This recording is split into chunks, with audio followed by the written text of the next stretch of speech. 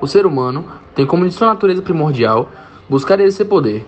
Sendo assim, para explicar e discorrer um pouco sobre como exercer poder por meio de discurso, usaremos como base três materiais principais, sendo eles o filme Matrix, os conceitos de discurso e bipoder em Foucault, a teoria de Chomsky sobre os 10 princípios de concentração de riqueza e poder. Analisando a história da humanidade, até aqui temos vários exemplos de homens e mulheres ímpares que, por meio de discursos, falas e posicionamentos, mudaram a sociedade. Pensando assim, vamos começar a nossa introdução ao assunto discorrendo um pouco sobre o filme Matrix e sua relação em falas de Foucault, mostrando que o assunto também está inserido na cultura pop de forma indireta. Saber é poder. Quanto às variações disciplinares, Foucault trata do processo que desencadeia mudanças nas formas com que a disciplina se dá. Entretanto, ele faz essas considerações focalizando um dispositivo disciplinar em si, o que, consequentemente, ocasiona uma percepção mais geral dessas variações. Foucault, portanto, lida com a alteração do sistema disciplinar a partir do âmbito social e não individual, embora especifique e valide a presença dos indivíduos como elementos inerentes de uma sociedade.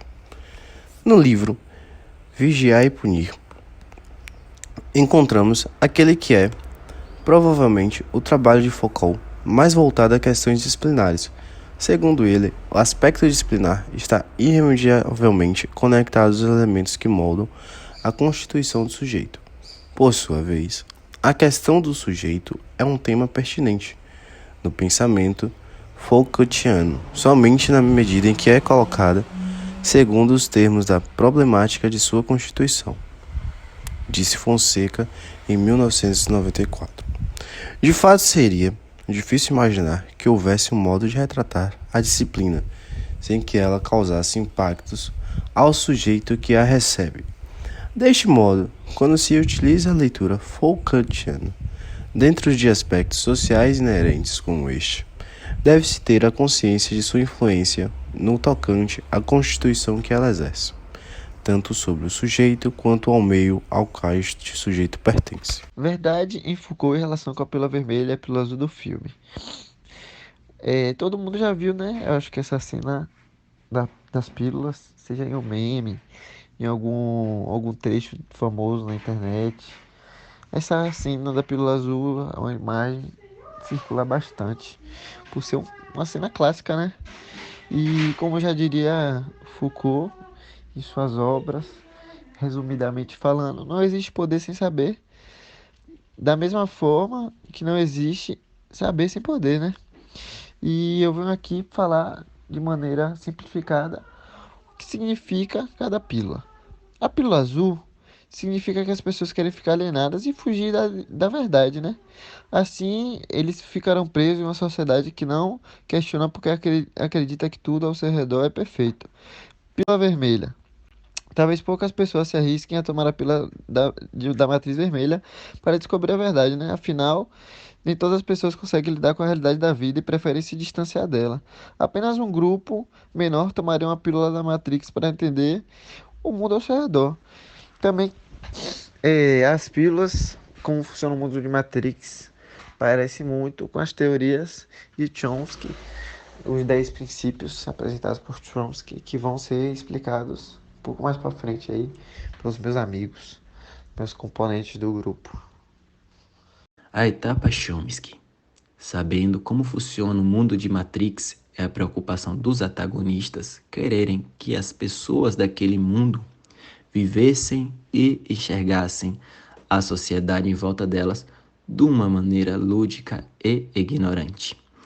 É como Chomsky cita em um dos seus 10 princípios da concentração de riqueza e poder. O que fazer com a sociedade para atingir tal feito?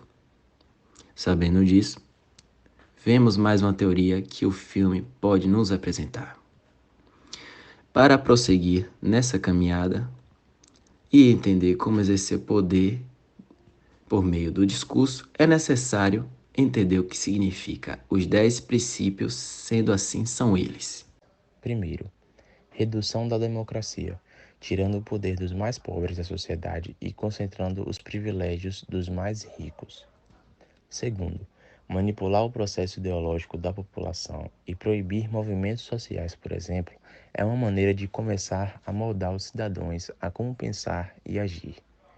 Terceiro, remodelar a economia, fazendo os ricos lucrarem mais sobre os trabalhadores e menos favorecidos financeiramente. Quarto, tirar o fardo de sustentar a sociedade dos mais ricos, fazendo assim os pobres e a classe média pagarem mais impostos, também é um exemplo. Quinto, desumanizar a sociedade, fazendo a classe média se opor a programas sociais que beneficiem os mais pobres. Controlar os reguladores. As próprias empresas incentivam as agências reguladoras a fim de proteger os seus oligopólios. Regular as eleições. Consequentemente, a geração de riquezas gera poder. Desmobilizar os trabalhadores, enfraquecendo os sindicatos trabalhistas, órgão que combatem os abusos do capitalismo. Fabricar consensos e criar consumidores, como, por exemplo, usar a mídia a favor dos atuais controladores da sociedade. Fazer a sociedade passar a culpar o governo por seus problemas, assim comprando o discurso da elite.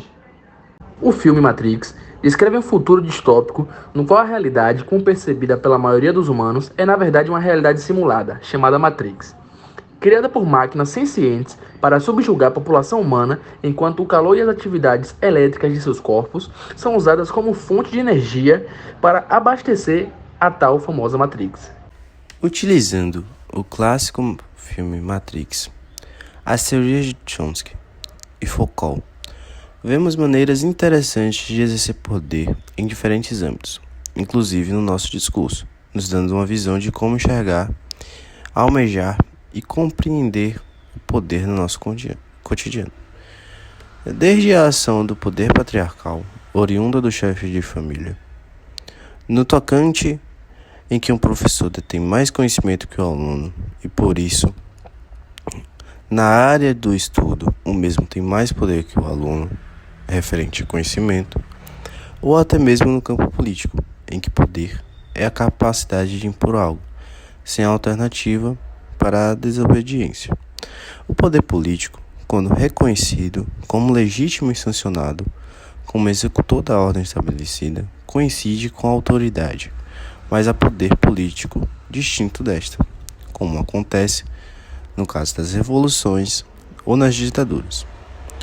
Logo, pode-se concluir que o poder se expressa nas diversas relações sociais, e onde existe relações de poder, existe política, e a política se expressa nas diversas formas de poder.